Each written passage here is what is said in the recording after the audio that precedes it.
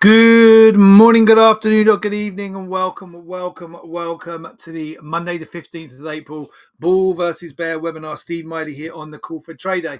Welcome back to me. Been out for a couple of weeks, much needed vacation. Back and raring to go. I hope you're well. Hope the markets have treated you kindly. Markets have obviously been fairly busy, fairly volatile. Lots of price action.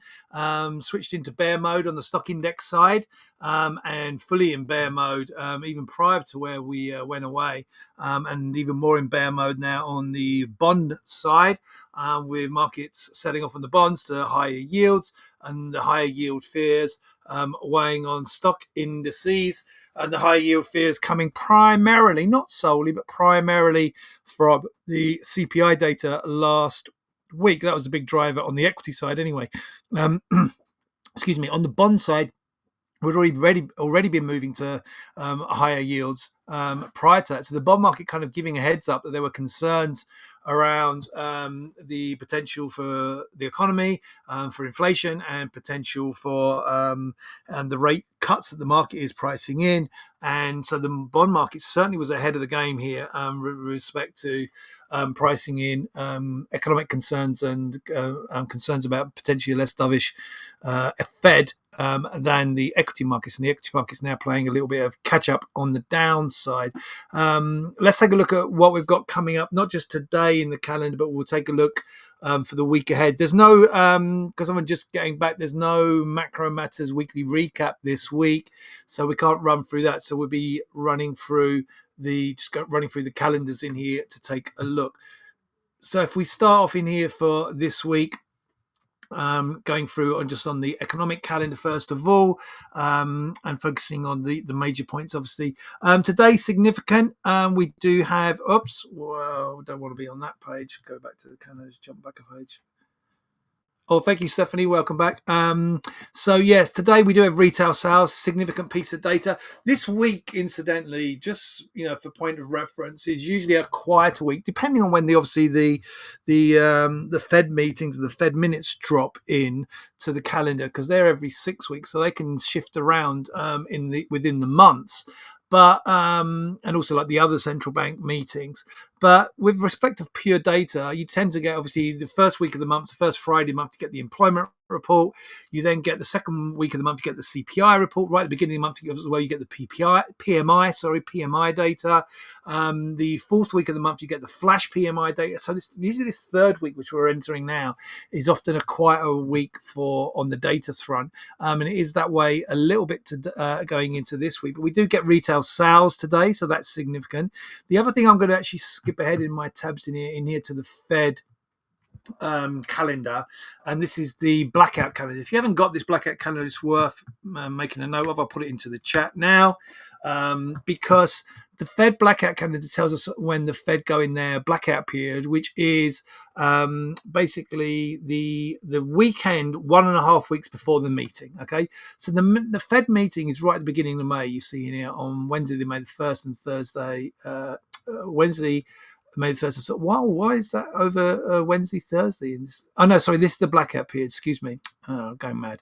The red squares are on Tuesday, Wednesday, right? So we get the Fed decision on Wednesday, and the blackout period starts basically 10, 11 days, whatever it is, ahead of there. So it's the Saturday 2 weeks before. So you get half a week, and then you get a full week of blackout. So that actually means we're going to blackout on this Saturday. So we've only got Monday, Friday this week for Fed speakers before they go into blackout, and then they won't talk about monetary policy. So Fed speakers this week are going to be super important on the back of that CPI data. Remember, the CPI data last week was warmer, hotter, whichever you want to call it, than expected, which then put the markets into a little bit of a tailspin of concerns. Are the Fed going to be cutting rates? So, now we're expecting June. Well, we were expecting June, maybe July, certainly the summer. Or why are they going to be cutting rates at all this year, right? There's talk of that as well. So I think it's important to note that the Fed are going into blackout this Saturday. So we've only got Monday to Friday. So Fed speakers this week are going to be kind of super important, because it's our kind of last chance to hear what they've got to say ahead of the meeting, which we get the result of that meeting the Fed meeting on the 1st of May. Now, obviously, we're not expecting any changes at that meeting, but that's going to be super important because then that meeting, we would expect them to give us some strong clues whether they're going to be cutting here, which the market previously, prior to the CPI data, was expecting the first rate cut to become this meeting here to come on the 12th of June. Okay. Now, and we would have got clues and some strong clues probably at the next meeting, which we have in a couple of weeks' time, or just under a couple of weeks' time in here, or just over, sorry, a couple of weeks' time on the 1st of May. So just going back to the calendar, we do get Fed speakers this week, obviously, and today we're going to look see Williams is speaking and Daly speaking today. So we're certainly keeping an eye on both Williams and Daly. Let's go to the weekly calendar in here. So Logan there speaking as well. I missed that right at the top. Logan. So Logan today, or it's already spoken by the looks of it, maybe in Asia. And then we get Williams retail sales in just under the hour. And then where's Daly? And Daly as well today. Here's Daly. Okay, speaking today. Overnight, late tonight, in after hours, if you're in the US, we get a host of Chinese data. That could be important. Obviously, China's still very much in the doldrums at the moment economically. So looking at this GDP, industrial production, retail sales data, and unemployment data out of China. Going into Tuesday, US data fairly light. As I say, we don't get much in this third week. Industrial and manufacturing production is a standout there. And then again, we're going to keep watching. Each day we'll do an update on the Fed speakers that we get for that day because they are going to be important. We do get Powell speaking, by the way. Powell is speaking on Tuesday. So that's going to be a key to hear what he has to say in the wake of that CPI data going into Tuesday and ahead of the blackout period. We do get inflation reporting here from UK. I know we're not trading UK markets, but nevertheless, the global inflation outlook is the UK in the same situation, and also from the EU. UK and EU inflation data coming through in here on Wednesday. So we're certainly keeping an eye out from that. Moving forward, again, light on the US side. All right, nothing really of significance in here on the US side. None of these pieces of data really going to impact the equity indices. But again, we're going to be watching out for Fed speakers as well as we go through. Moving on. Into this is now Thursday. On Thursday's reports in here, nothing again major from the US again in here. It's fairly light on the US side. Again, Fed speakers, Bowman, Williams in here, but again the Bostic also speaking. So a lot of Fed speakers getting in their speaking engagements ahead of the blackout period. So we're going to be certainly watching those. Again, data fairly light. So very, very light data on the macroeconomic data side in here. And we go actually into the end of the week as well on Friday, and you can see there's nothing much in there on Friday. Again, further Fed speakers, and we'll update those speakers as we go. The other thing to mention though, although the macro data is light, so really it was just the retail sales data, right, that we get on Monday was the real standout, and then Powell speaking on Tuesday. They're kind of the standouts for the US on the macro side, and then obviously the rest of the Fed speaks. But we do get earnings season. Here we are again in earnings season about to kick off. In fact, kicking off today. Goldman's, Charles Schwab already. Goldman's, Charles Schwab due to report in here, but I haven't seen those out yet. M&T Bank, not a big one, but I mean Goldman's the big one in here, obviously, and beating expectations already in here. And as we go through the week, you can see we kick off always as ever with the financials. United Health's an important one, but also we get Johnson & Johnson, but then Bank of America, Morgan Stanley, PNC Financial, Bank of New York Mellon tomorrow. Moving on to Wednesday, one of the big chip makers in here, ASML, they come out on Wednesday, and then Thursday a big one for the reflection of the global and US consumer, Netflix. Always watched Netflix, particularly the membership numbers in here, to see how Netflix are doing as a reflection, a barometer of the global and US consumer. And Friday we get Procter & Gamble, P&G, American Express. But I mean the big focus really, Netflix, ASML, their Thursday and Wednesday respectively, and then today, but mostly tomorrow in here, some of the big banks reporting. So we're keeping an eye out on all of those. So we'll check in on those as we go through each day.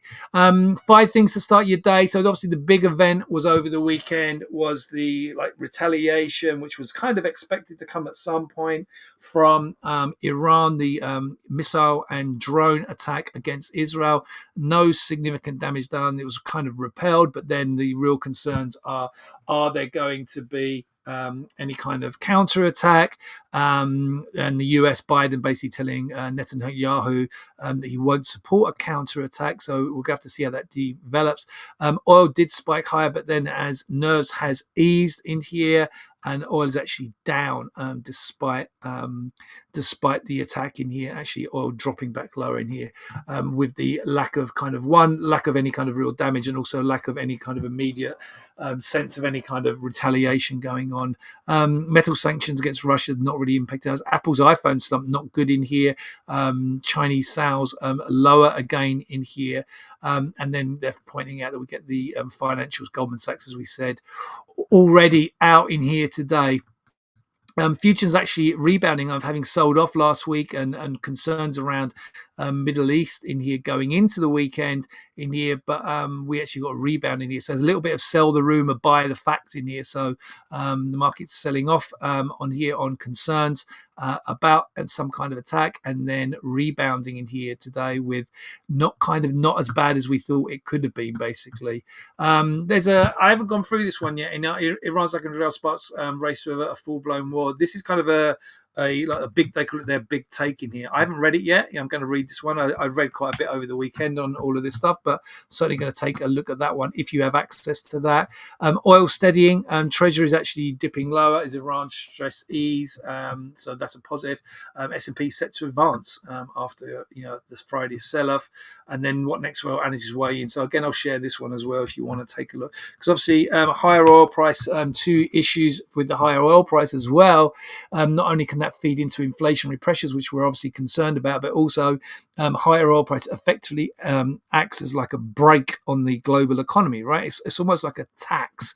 So all of the users can't switch easily out of oil. So all it does is just sucks. It's like a tax on the global economy. A higher oil price ends up in the pockets of effectively the oil companies and the oil producers, and it doesn't actually end up benefiting effectively anyone. And so all we see is that kind of that liquidity,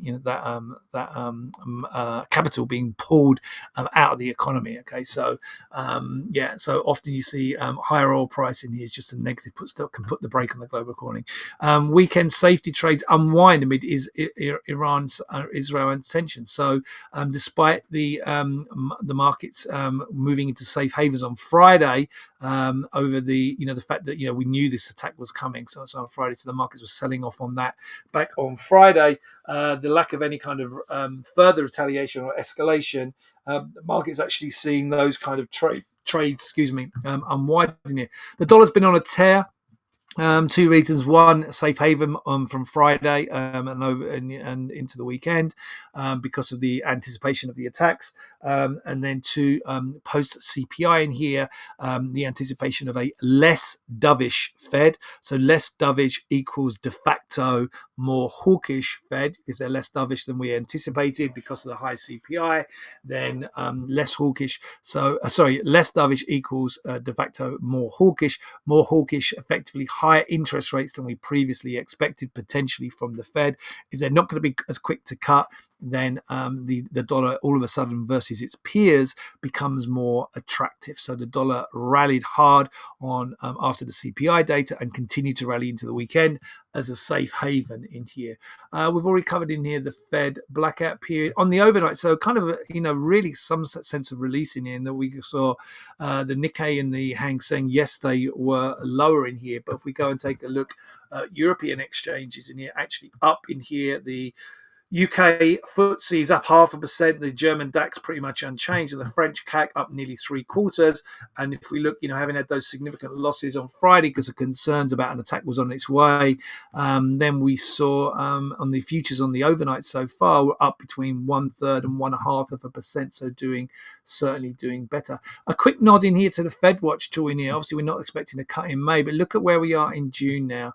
In June, look, 525 to 550. The market now. Before I went away, I'm not going to go through the whole of the history of these, but this was like we were kind of at the full anticipation was that we would get a rate cut. This was like something that's, I don't know, the rate cut was like 65%, maybe more priced in between to the left of this in here, so over 25 or more, and now we're 77% chance for no rate cut because of that CPI data. And if we look now out to July, it's still more favoured that we don't even cut in July. So now the market's pricing in no rate cut in June, no rate cut before the summer. And then if we go to September, then we're looking at now only a 30% chance. So the rate cut basically now priced in the first rate cut for September, and then maybe we go September, November, December. So by the end of the year now, we're pricing in here.